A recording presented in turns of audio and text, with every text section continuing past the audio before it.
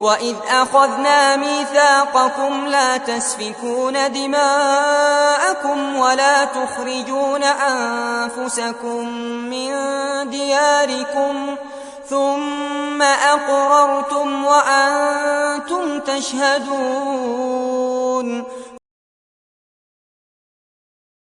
اور جب ہم نے تم سے یہ وعدہ لیا کہ تم اپنے خون نہ بہانا اور نہ اپنے لوگوں کو ان کے گھروں سے نکالنا، پھر تم نے اقرار کیا اور تم خود اس پر گواہ ہو۔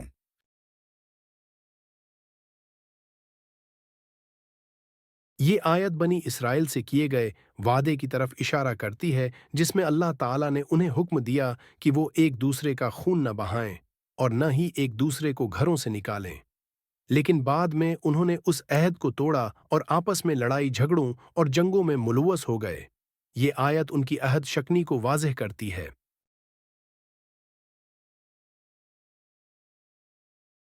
اس آیت میں اللہ تعالیٰ بنی اسرائیل کے ایک عہد کا ذکر فرما رہے ہیں جس میں ان سے دو اہم باتوں کا وعدہ لیا گیا تھا۔ خون نہ بہانا، اللہ نے بنی اسرائیل کو آپس میں قتل و غارت سے منع فرمایا تھا تاکہ وہ ایک پرامن معاشرہ قائم کر سکیں۔ گھروں سے نہ نکالنا، انہیں یہ حکم دیا گیا کہ اپنے بھائیوں کو بے گھر نہ کریں اور ان کے حقوق کی حفاظت کریں۔ یہ دونوں باتیں ایک منظم معاشرت اور بھائی چارے کے قیام کے لیے ضروری تھیں، مگر انہوں نے اللہ کے اس عہد کو توڑ دیا اور ایک دوسرے کے حقوق پامال کیے۔ یہ آیت ہمیں عہد شکنی کے نتائج سے آگاہ کرتی ہے اور ہمیں یاد دلاتی ہے کہ اللہ کے وعدے کی خلاف ورزی ایک سنگین گناہ ہے۔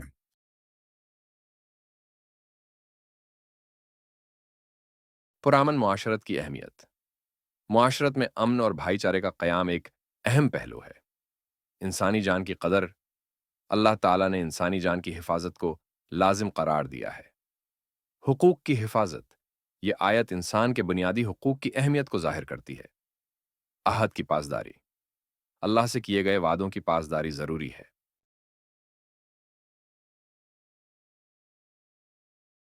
بنی اسرائیل کے ساتھ کیا گیا عہد، ایک دوسرے کا خون نہ بہانے کی تاکید، کسی کو اس کے گھر سے نہ نکالنے کا حکم، بنی اسرائیل کی وعدہ خلافی، اللہ کے عہد کی پاسداری کی اہمیت۔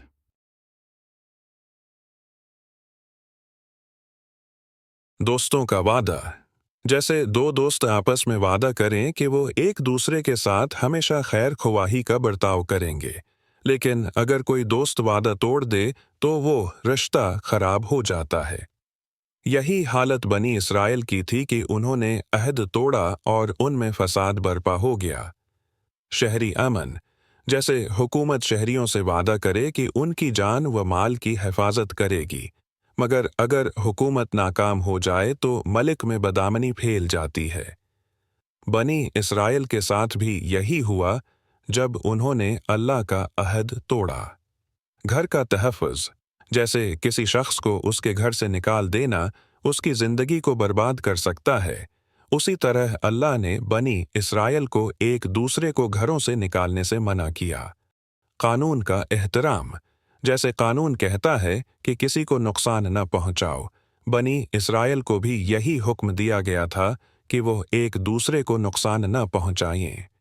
معاشرتی ذمہ داریاں، جیسے معاشرے کے افراد آپس میں رہ کر ایک دوسرے کے حقوق کی حفاظت کرتے ہیں، بنی اسرائیل کو بھی یہی تعلیم دی گئی تھی مگر انہوں نے اس پر عمل نہ کیا۔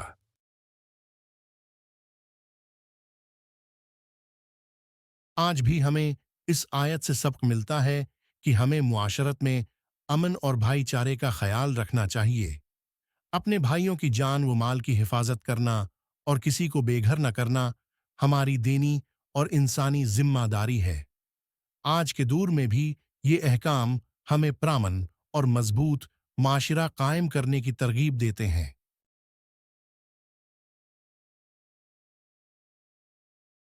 انسانی جان کی قدر کریں اور آپس میں بھائی چارہ قائم رکھیں، کسی کو اس کے حق سے محروم نہ کریں اور وعدے کی پاسداری کریں، معاشرے میں فساد اور بدامنی سے بچیں۔